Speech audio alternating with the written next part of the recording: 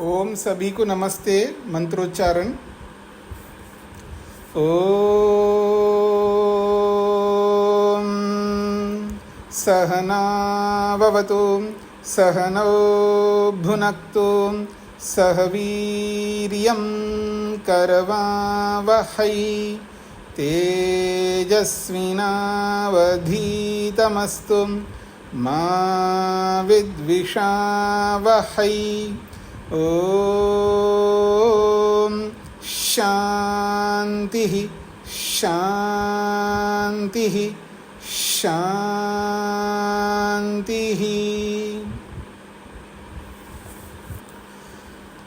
वैशेषिक दर्शन की कक्षा संख्या 85 है। 7वें अध्याय का दूसरा आहनिक चल रहा है। पिछले प्रसंग में शब्द और अर्थ के संबंध को लेकर के विशेष चर्चा हुई। शब्द और अर्थ के बीच में क्या संबंध है, तो स्पष्ट किया है सांकेतिक संबंध है।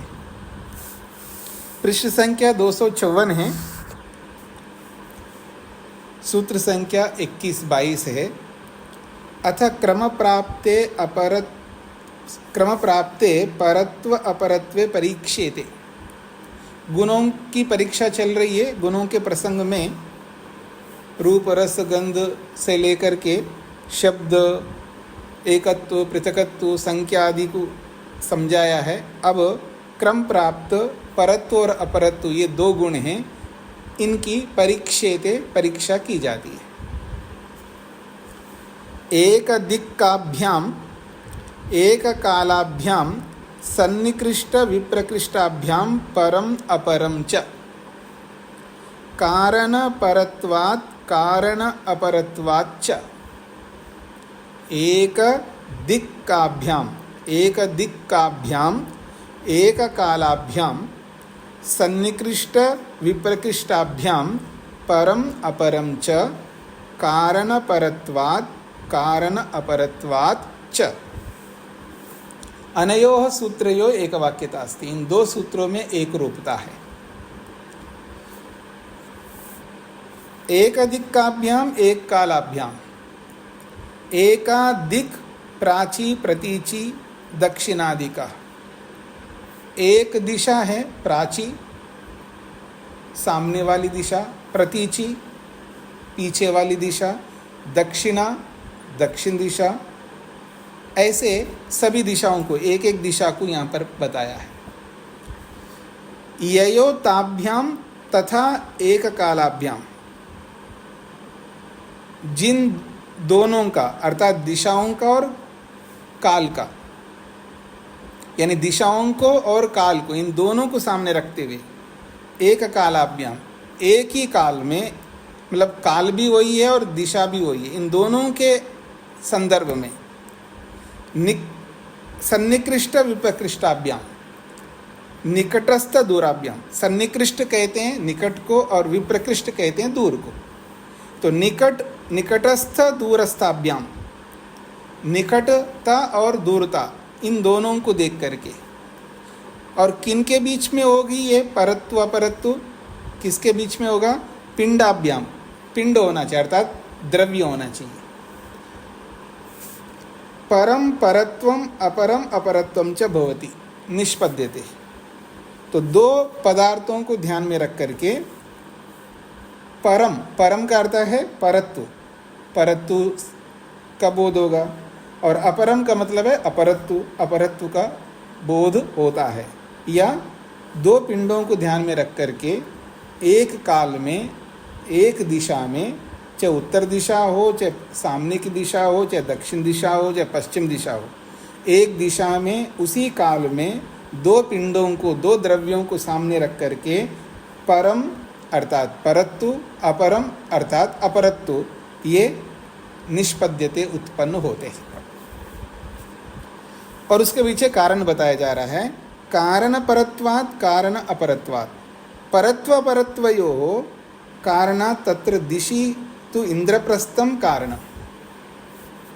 ये जो परत्व परत्व है, इन तीनों के बीच में कौन पर है कौन अपर है? पर का मतलब है दूर, अपर का मतलब है निकट। तो परत्व अपरत्वयो कारणात्, परत्व अपरत्व का जो कारण है, तत्र दिशि, एक तो दिशा कारण बनता है, दिशा कारण बनेगी परत्व अपरत्व का। जैसे कि उदाहरण दे रहे हैं, तत्र दिशि, दिशा के संदर्भ में उदाहरण है, दिशि तो इंद्रप्रस्थम कारणम, इंद्रप्रस्थ को तो कारण बताइए।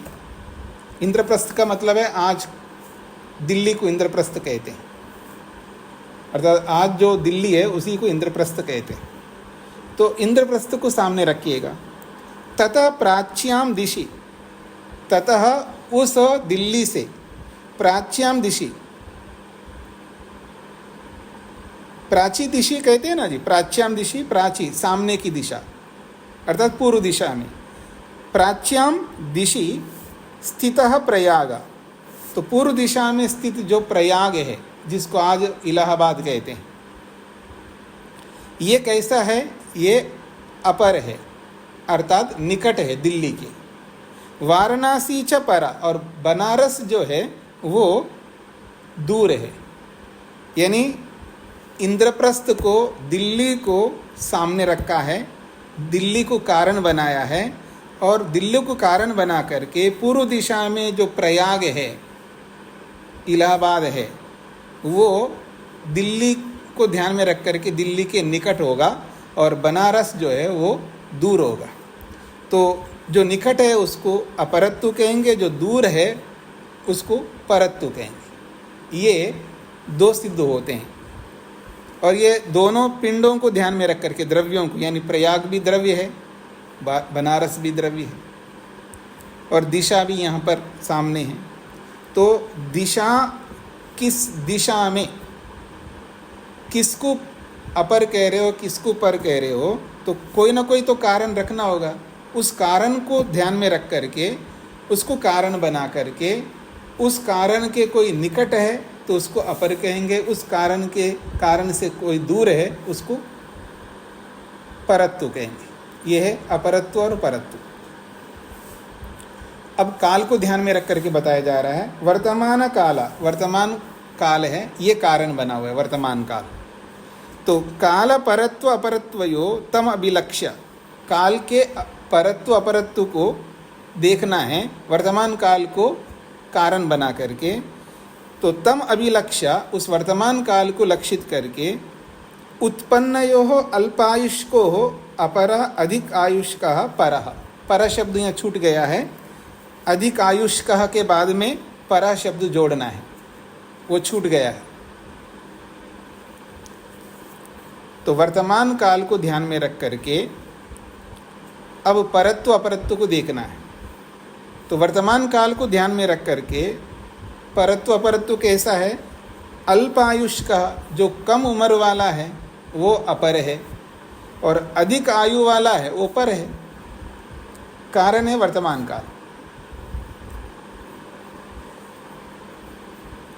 तो परत्व अपरत्व एक काल को ध्यान में रख करके होता है, एक दिशा को ध्यान में रख करके होता है।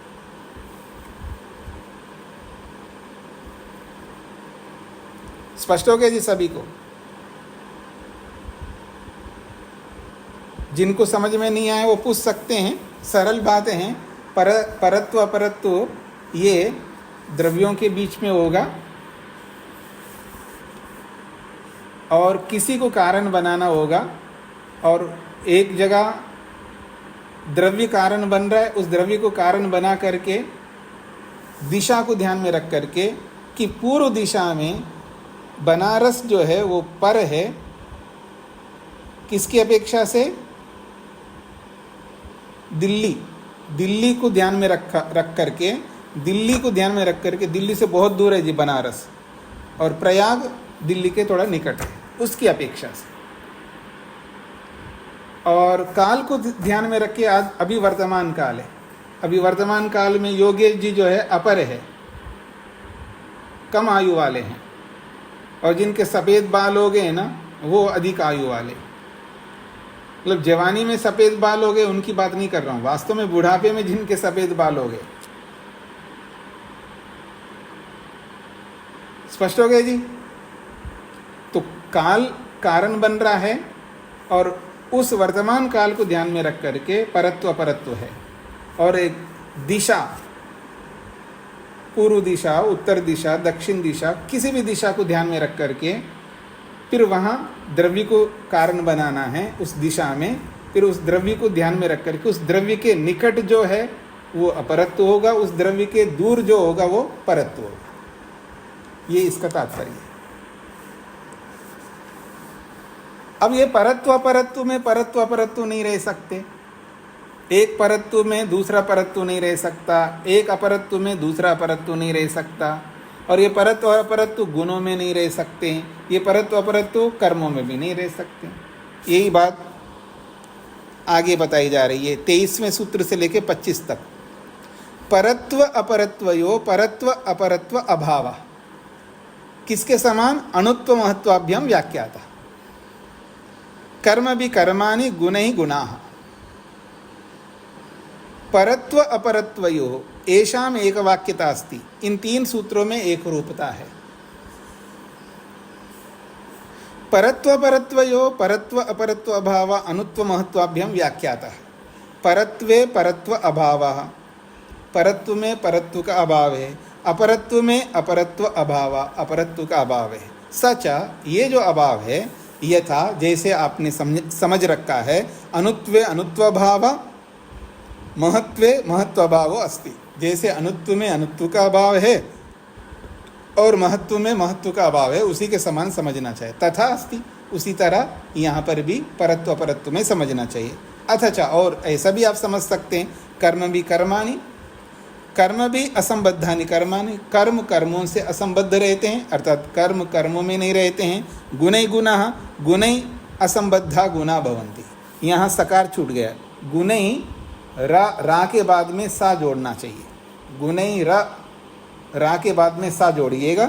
गुणै रसंबद्धा गुणा भवन्ति। गुण गुण में नहीं रहते हैं, कर्म कर्म में जैसे नहीं रहते हैं, जैसे अनुत्व अनुत्व में, महत्व महत्व में वैसे नहीं रहते हैं, वैसे ही परत्व अपरत्व में समझ लेना चाहिए। ठीक हो गया जी, ये उसी जैसा हो गया। अब आपका बहुप्रतीक्षित छठा पदार्थ, अंतिम पदार्थ आया है। अब तक आपने 5 पदार्थों की परिभाषाएं, उनकी व्याख्याएं बहुत कुछ सुन लिया है। अब वैशेषिक का जो छठा पदार्थ है समवाय, समवाय की परिभाषा कर रहे हैं यहाँ पर। समवाय किसे कहते हैं? देखिए, समवाय कारण अलग है, समवाय अलग है।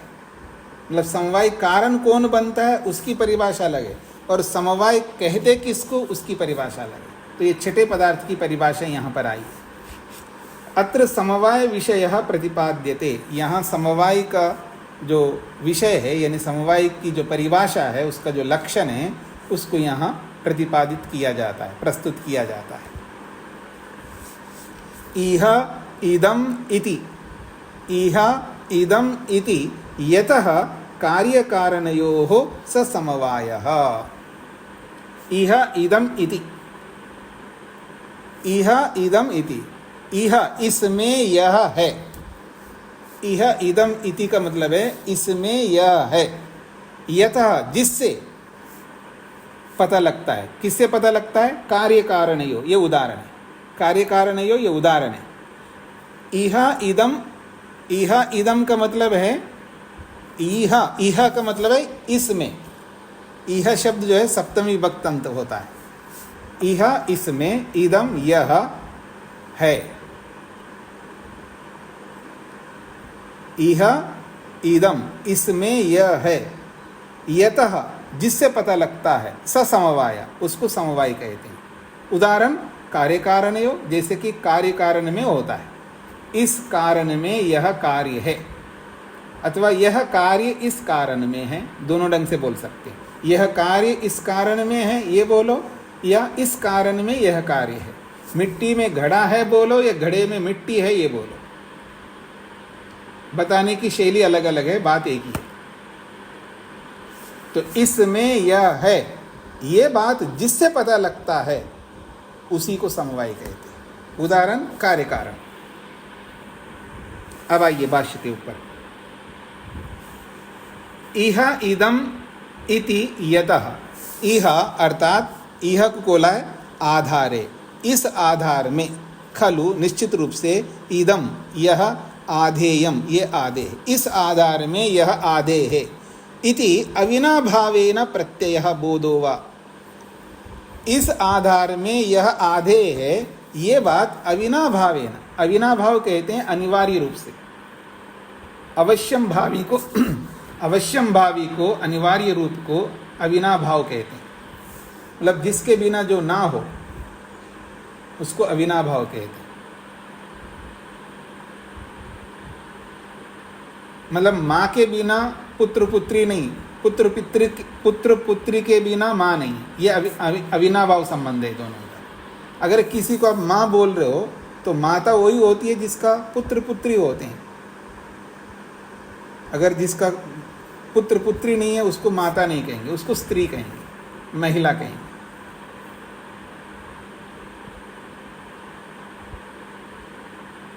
पिता उसी को कहेंगे जिसके पुत्र पुत्री होते हैं। अगर नहीं है तो उसको मनुष्य कहेंगे, आदमी कहेंगे। तो ईश्वर हमारे पिता है, हम उसके पुत्र, उसकी संतान है। आर्य ईश्वर पुत्र, ये संबंध बनाया गया वेद ने।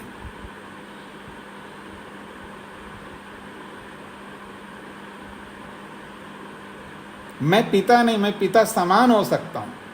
मैं पिता नहीं, पिता समान हो सकता हूं।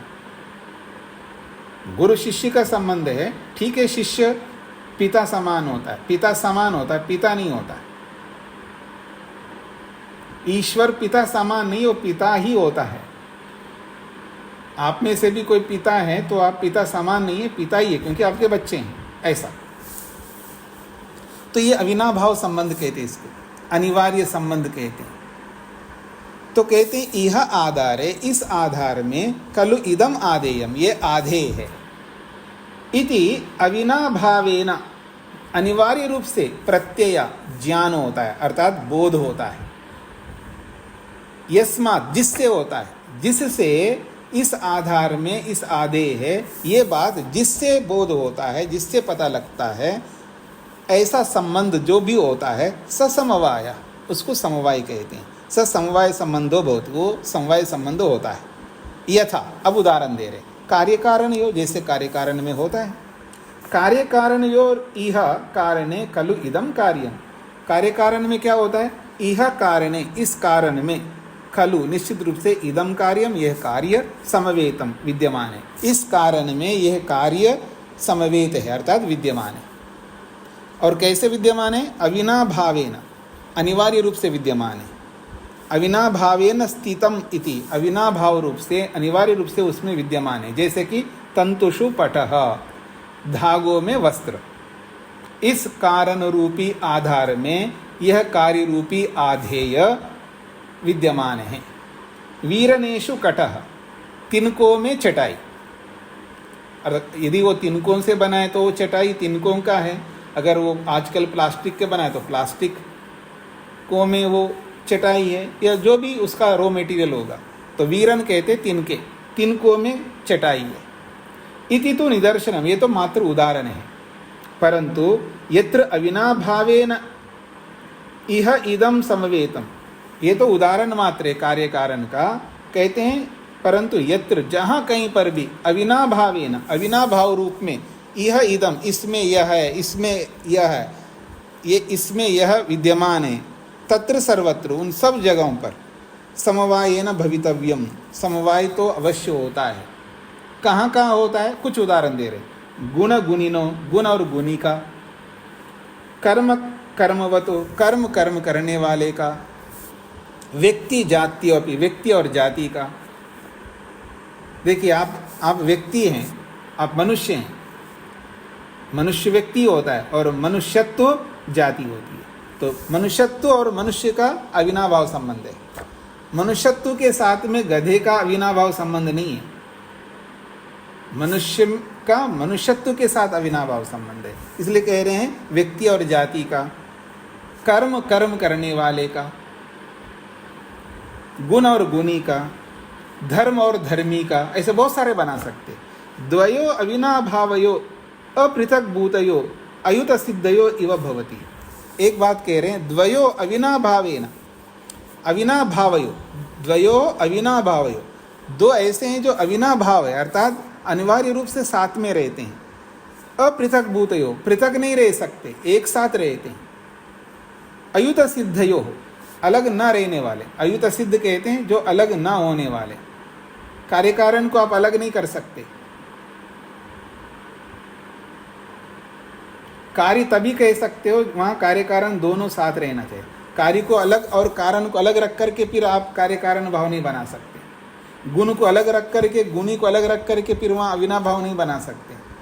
तो इसलिए कह रहे हैं द्वयो अविनाभावयो, दोनों अनिवार्य रूप से साथ में रहते हैं। अपृथक भूतयो, जो अलग अलग नहीं रह सकते। अविनाभावयो कह सकते, अपृथक भूतयो कह सकते हैं, अयुत सिद्धयो कह सकते। तीनों का एक ही मीनिंग है कि ये दो ऐसे तत्व है जो अलग नहीं रह सकते, एक ही में रहेंगे। जैसे गुण गुणी है, कर्म कर्म वाला है, जाति और व्यक्ति है, ये अलग नहीं रह सकते। धर्म धर्मी हैं, अलग नहीं रह सकते। इनमें समवाय संबंध होता है। तो इसमें का मतलब है इस आधार में यह आधेय है। वो आधेय गुण हो सकता है, वो आधार गुणी हो सकता है, वो आधेय धर्म हो सकता और वो आधार धर्मी हो सकता है, वो आधार कारण हो सकता, वो आधेय कार्य हो सकता है। ऐसे बहुत सारे बन सकते हैं। ये है समवाय संबंध, वैशेषिक का छठा पदार्थ। तो 6 पदार्थों की परिभाषाएं पूरी हो गई। समवाय संबंध, समवाय जिनको समझ में नहीं आए वो पूछ सकते हैं।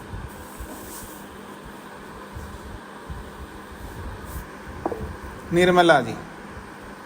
नमस्ते स्वामी जी। जी। जैसे जैसे पिता और पुत्र का संबंध हुआ, तो वो कौन सा संबंध हुआ, इसमें कौन सा हुआ है, मतलब कार्य कारण में? नहीं, पिता कारण है और पुत्र कार्य है। अच्छा, ठीक है जी। जैसे माता और बेटे में जो वो पर यहाँ कार्य कारण उस रूप में नहीं है कि मिट्टी में घड़ा के समान कार्य कारण नहीं है। यहाँ तो पिता कारण बना हुआ है पुत्रोत्पत्ति में, बस इस रूप में है। इसका मतलब ये नहीं कि पुत्र पिता के अंदर रहता है, ऐसा नहीं। ये पिता पुत्र संबंध एक अलग है, ये समवाय में नहीं आता है, क्योंकि दोनों अलग रहते हैं। यहाँ बोला जो अलग न रहने वाले में समवाय संबंध होता है। वो तो मैंने केवल अनिवार्य संबंध को समझाने के लिए पिता पुत्र का उदाहरण दिया, अनिवार्य संबंध को समझाने के लिए, न कि समवाय का वो उदाहरण है। हाँ, ये याद रखना। हाँ जी, मोहनलाल जी। स्वामी जी नमस्ते जी। स्वामी जी, अग्नि और गर्मी का समवाय संबंध है। क्या बोला आपने, फिर बोलिए। अग्नि और गर्मी, इन दोनों का समवाय संबंध है। हाँ, तो बिल्कुल है ना। गर्मी जो है उसकी विशेषता, उसका धर्म है, और अग्नि धर्मी है, तो बिल्कुल समवाय संबंध है। इसको धर्म धर्मी बोलो, इसको गुण गुणी बोलो, एक ही बात है। जी हाँ जी, प्रमोद जी। नमस्ते स्वामी जी। जी। स्वामी जी, जैसे द्रव्य समवाय और ये समवाय संबंध, ये कैसे स्पष्ट हुआ स्वामी जी? समवाय संबंध ये बोला जा रहा है, और जैसे समवाय द्रव्य। आपका वॉइस ब्रेक हो रहा है। आप क्या कहना चाहते हैं कि समवाय संबंध और समवाय में क्या अंतर है, ये पूछना चाह रहे हैं?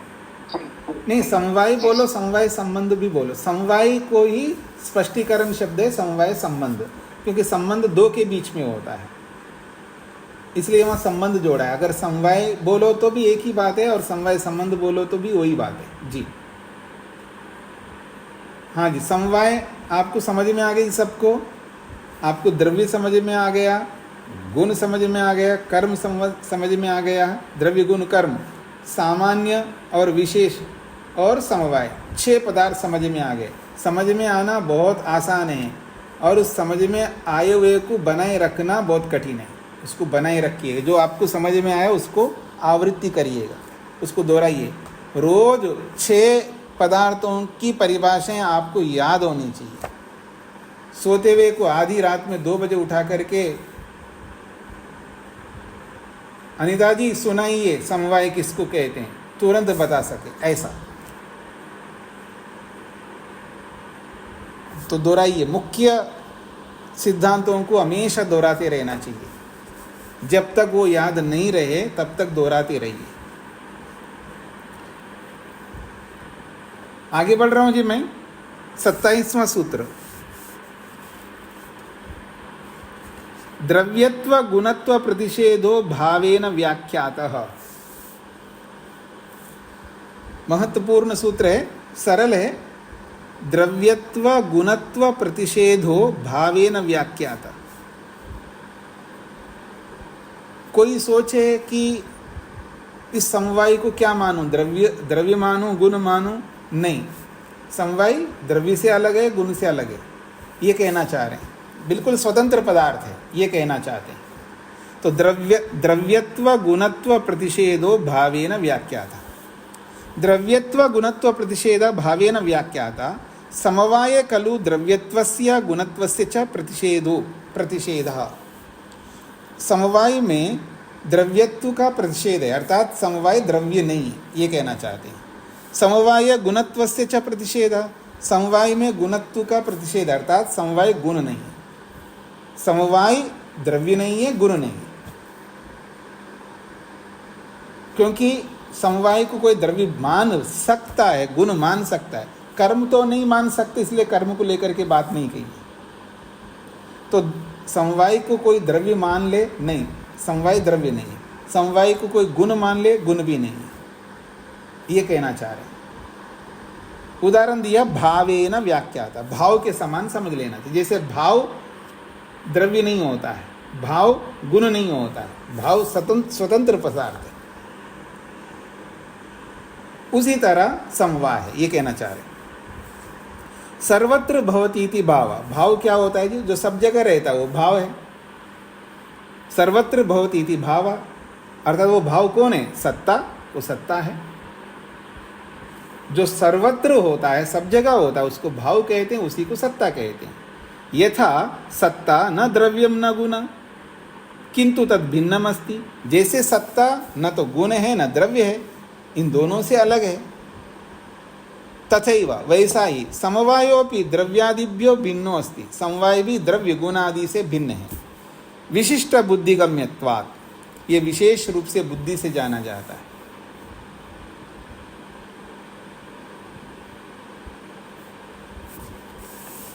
स्पष्ट हो गया जी समवाय क्या होता है? सभी को समझ में आ गया? लवनीश जी। नमस्ते चार्य जी। जी स्वामी जी, तो ये एक जो भाव बताया अभी इसमें उदाहरण के लिए, वो न गुण में, न द्रव्य में आते हैं, न गुण में आते हैं, तो फिर वो इसके समान है एक तरह से, तो फिर वो अलग पदार्थ मानेंगे, फिर एक एक्स्ट्रा भाव किस में आएगा इन 6 पदार्थों में? तो आपको बताना है, सारा वैशेषिक पढ़ लिया आपने, मेरे से पूछ रहे हो? मैं इसमें कंफ्यूज हो गया था मेरे भाव से। कंफ्यूज इसलिए रहेगा ना क्योंकि आप आवृत्ति नहीं कर रहे। देखिए मैंने अभी बोला था 6 पदार्थों को आपको रिवीजन करना चाहिए। तो भाव किस में आता है? अच्छा, पहले मैं इसका समाधान करूंगा। 2 लोगों ने हाथ खड़ा कर दिया, उनका उत्तर दे करके फिर इसका समाधान करता हूँ। सुभाषिनी जी को क्या कहना है? नमस्ते स्वामी जी। जी स्वामी जी, सत्ता को जैसे बुद्धि से जानते हैं, हाँ जी, समवाय को भी ऐसे बुद्धि से जानते हैं। हाँ जी, जी जी, ठीक है। इंद्रिय से नहीं जान सकते हैं सत्ता और समवाय को। मतलब बुद्धिगम्य का मतलब है कि बुद्धि से क्लियर होता है ना। जैसे परस्पर आप जुड़े हुए हैं, ये बुद्धि से जाना जाता है। कार्य को तो हम इंद्रियों से जान रहे हैं, कारण को भी इंद्रियों से जान रहे हैं, लेकिन कार्य और कारण का परस्पर संबंध है, ये बुद्धि से जाना जा रहा है, उसी को समवाय कहते हैं। ठीक है समझे। नितेश जी, क्या नाम था? नीति, इतना ही लिखा आ रहा है। हाँ जी, माइक खोलिए। नमस्ते स्वामी जी। स्वामी जी मैं ये जानना चाह रहा था, ये द्रव्य जो है वो समवाय कारण तो बनता है, ठीक है, लेकिन यहाँ पे अभी अभी बताया कि ये क्या कहते हैं समवाय द्रव्य नहीं हो सकता, थोड़ा यहाँ पर आप नए जुड़े हैं या शुरू से सुनते आ रहे हैं? नहीं शुरू से जब शुरू से सुनते आ रहे हैं, द्रव्य की परिभाषा अलग है, समवाय की परिभाषा अलग है। तो द्रव्य समवाय कारण बनता है, द्रव्य समवाय कारण बनता है, लेकिन समवाय द्रव्य नहीं है। देखिए, द्रव्य गुण का कारण बनता है, लेकिन गुण द्रव्य है क्या? तो ऐसे ही द्रव्य समवाय कारण बनता है, लेकिन द्रव्य समवाय नहीं है। दोनों दो चीज अलग है। हाँ, 6 पदार्थ बताए, 6 पदार्थों में समवाय को अलग माना है। अगर जब अलग माने तो द्रव्य कैसे हो सकता है?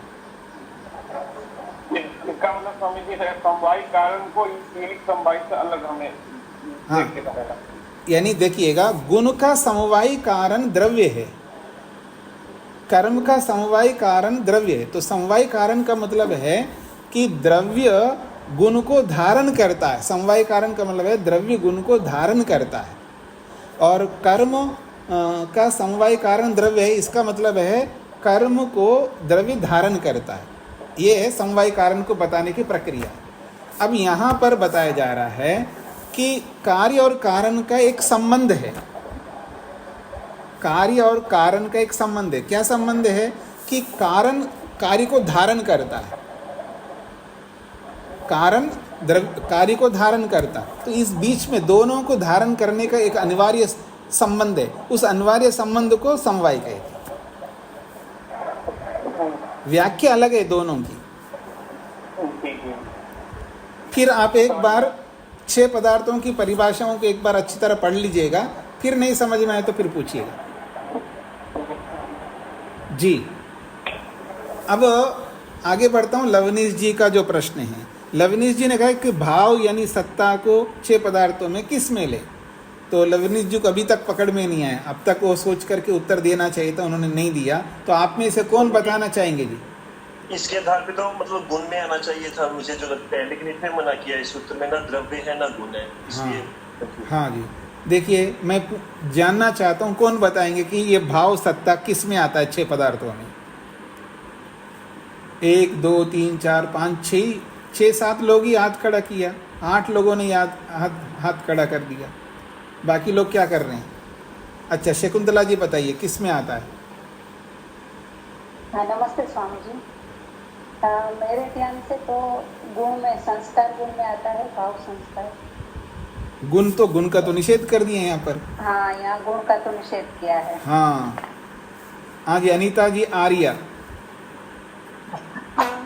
स्वामी जी, सत्ता भाव जो है वो सत्ता है, और सत्ता द्रव्य गुण और कर्म को अपने में सभी में सामान्य रूप से रहती है। देखिए, प्रश्न नहीं समझे आप ना, फिर इसका मतलब प्रश्न ये है कि ये सत्ता, ये भाव 6 पदार्थों में किस पदार्थ में आता है, ये प्रश्न है।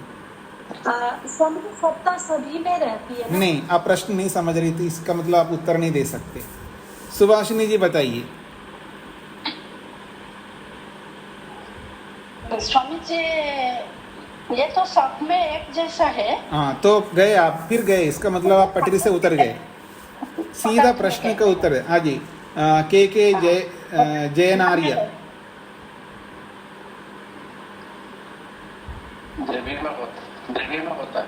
नहीं, द्रव्य में सत्ता रहती है, गुण में भी रहती है, सब में रहती है। प्रश्न ये है कि ये सत्ता 6 पदार्थों में कौन सा पदार्थ कहलाता है, ये प्रश्न है। क्योंकि प्रश्न को समझे बिना उत्तर देंगे तो अब इधर उधर जाएंगे। हाँ जी, नितेश जी बताइए। द्रव्य पदार्थ में रहता है। देखिए, रहता तो सत्ता तो रहता है, सभी में रहता है सत्ता। प्रश्न ये नहीं है कि किस में रहता है सत्ता, प्रश्न ये है कि 6 पदार्थ हैं, इन 6 पदार्थों में सत्ता किस पदार्थ के अंतर्गत आता है, ये प्रश्न है। प्रश्न को नहीं समझे तो उत्तर कैसे दे पाएंगे आप? हाँ जी, नारायण पंडा जी। नमस्ते। सामान्य। अच्छा, नारायण पंडा जी ने सामान्य में आता है बताया। और कौन बताएंगे? शांति जी बताइए।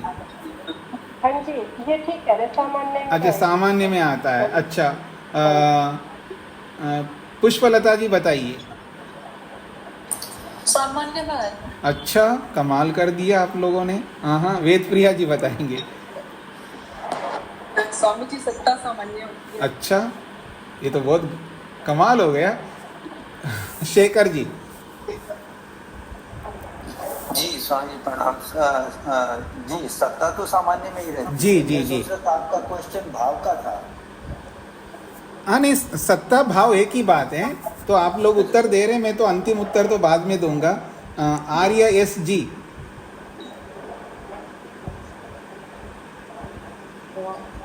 नमस्ते स्वामी जी। हाँ जी। सत्ता सामान्य होती है। हाँ जी, सामान्य हाँ थोड़ा ऊंचा बोलना था। राजगोपाल जी। पर सामान्य होती है। सामान्य सामान्य में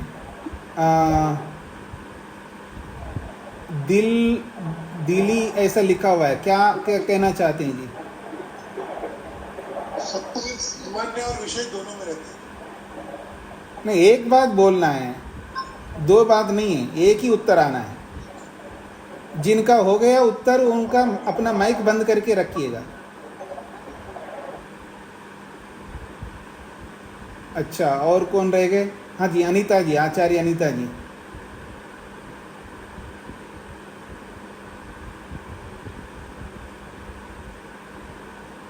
माइक खोलिएगा। विशेष में रहता है। अच्छा, विशेष में रहता है। अच्छा, उमा जी। स्वामी जी जब 6 पदार्थ लिखे हैं तो सत्ता सभी की है। फिर आप इधर उधर जा रहे हैं। 6 पदार्थों में कौन सा पदार्थ कहलाए? क्यों 6 पदार्थ? तो उन 6 पदार्थों में कौन से पदार्थ में आता है सत्ता? आप भी पटरी से उतर रहे हैं। ज़्यादा मैंने प्रशंसा कर दिया लगता है आपकी।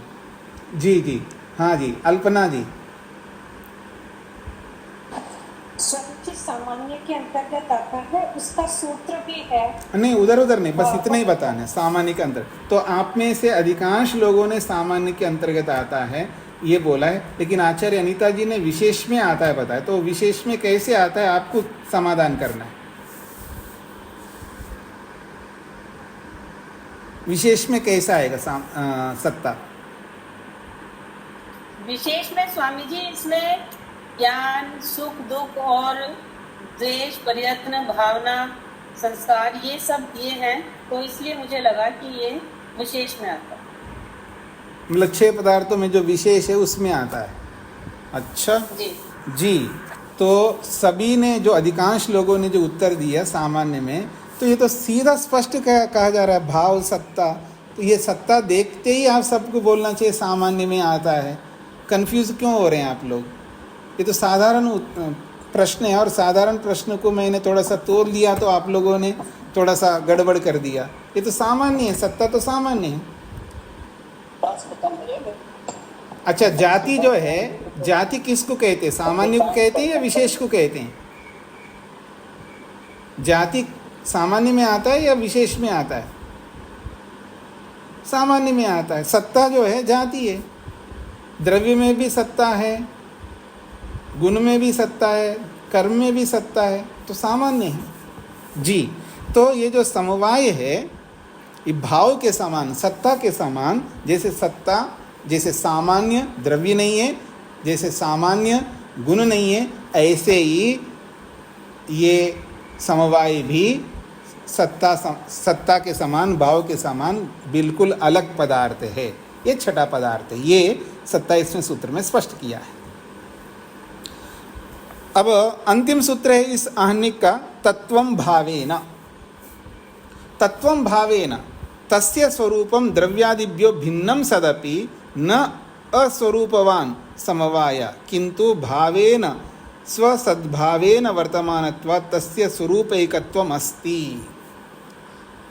तत्वं भावेन तस्य स्वरूपम, उस सामान समवाय का जो स्वरूप है, द्रव्यादिभ्यो भिन्नम सदपि, समवाय का जो स्वरूप है द्रव्य गुण कर्म से भिन्न होते हुए भी न अस्वरूपवान, बिना स्वरूप वाला नहीं है वो समवाय, उसका कोई स्वरूप नहीं है, ऐसा नहीं है। किंतु भावेन स्वसद्भावेन, जैसे भाव सत्ता अपने सद्भाव से वर्तमान होता हुआ, तस्य स्वरूप एकत्वम, उसका एक ही स्वरूप होता है।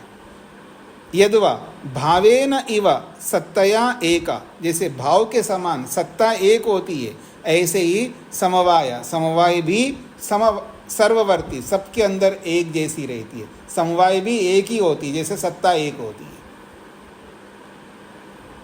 उसका वास्तविक स्वरूप जो है भाव के समान, जैसे भाव सत्ता एक ही होती है, ऐसे ही समवाय भी एक ही होती। सत्ता सबके अंदर विराजमान होती है, ऐसे ही समवाय भी सबके अंदर विराजमान होता है। जहाँ भी ये सबके अंदर का मतलब है, जहाँ जहाँ ये कार्य कारण भाव, गुण गुणी का भाव, धर्म धर्मी का भाव जहाँ भी होता है, वहाँ समवाय विराजमान होता है।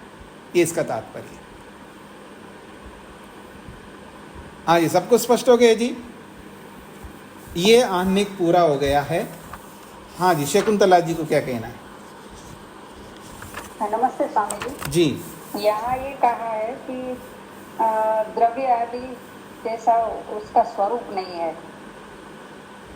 ये थोड़ा नहीं समझ में आया। ना स्वरूपम मतलब इसका न अस्वरूपम का मतलब है इसका कोई स्वरूप ही ना हो, ऐसा नहीं। स्वरूप का मतलब है कोई, आप आकृति को मत लीजिएगा। स्वरूप का मतलब जैसे सत्ता का अपना स्वरूप है, अस्तित्व उसका स्वरूप है, होना उसका स्वरूप है। सत्ता का सत्ता है, होना ही उसका स्वरूप है।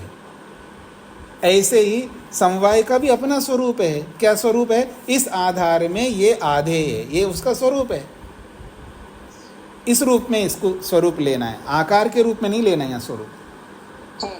जी, तो ये आपका दूसरा अनेक पूरा हो गया जी। हम आगे 8वें अध्याय को अगली कक्षा में लेंगे, 8वें अध्याय को। अब एक विषय मैं आपके सामने रख रहा हूँ। अभी हमने गोवा में एक शिविर लगाया था, तो उस शिविर में जिन लोगों ने भाग लिया है उसका अनुभव वही लोग जानते हैं। उन्हीं शिविरार्थियों में एक शिविरार्थी है नारायण पंडा जी, अभी कक्षा में विराजमान हैं। उनके मन में इच्छा हो गई कि जैसे गोवा में शिविर हुआ है तो वो उड़ीसा से हैं, तो उड़ीसा में भी एक शिविर होना चाहिए। और उनका ये भी प्रयास है कि जो गोवा में जो शिविर हुआ तो उसमें सब लोग नहीं आ पाए। उसके पीछे एक बहुत बड़ा कारण है अर्थ, पैसा, जो सब लोग अफोर्ड नहीं कर सकते हैं। तो हम ऐसा शिविर लगाएं वहाँ पर जो सभी लोग अफोर्ड कर सकें। तो उन्होंने एक बनाया शिविर का, वो अभी आपके ग्रुप में डाला जाएगा। तो आप में से जो भी शिविर में भाग लेना चाहेंगे तो वो नारायण पंडा जी से संपर्क कर सकते हैं। तो वो अभी आपको ग्रुप में डाल देंगे हम लोग। कक्षा के बाद में जैसा भी निर्णय हो जाएगा, उसका पैम्पलेट आदि बन गया है, सब तैयार है, शिविर का दिनांक सब आपके सामने आ जाएगा। तो जो भाग ले सकें, जो अर्थ को ध्यान में रख करके जो चाहते हुए भी नहीं भाग ले पाए हैं, तो उसमें भाग ले सकते हैं जो वहाँ नहीं आ पाए। बस इतना मेरे को कहना है। बाकी जो भी जानकारी आपको लेनी है वो सब कुछ नारायण पंडा जी से आप ले सकते हैं। किसी कुछ कहना है जी? शकुंतला जी। स्वामी जी, शिविर का विषय क्या रहेगा? जैसा गोवा में शिविर का विषय रहा वैसा ही रहेगा। अच्छा, ये उन लोगों के लिए हैं जो वहाँ नहीं आ पाए। जी। और ये अलग बात है जो वहाँ आए वो भी आना चाहें तो आ सकते, इसमें कोई आपत्ति नहीं है। पर वैसी व्यवस्था नहीं मिलेगी, गोवा वाली व्यवस्था नहीं मिलेगी, उससे कम व्यवस्था होगी। मतलब अगर अकेला रूम में रहना चाहे अकेले रूम में मिल जाएगा, 2 लोगों के बीच में रहना है तो भी मिलेगा, 3 लोगों के बीच में भी मिलेगा। लेकिन वैसी व्यवस्था, क्योंकि पैसे के हिसाब से स्थान होता है ना, उसके हिसाब से होगा। लेकिन हाँ, मतलब ऐसा भी नहीं होगा जो कि आप रह नहीं सके, ऐसा नहीं है। व्यक्ति को तपस्या भी करना चाहिए जी। हाँ जी, और कोई कुछ कहना चाहेंगे?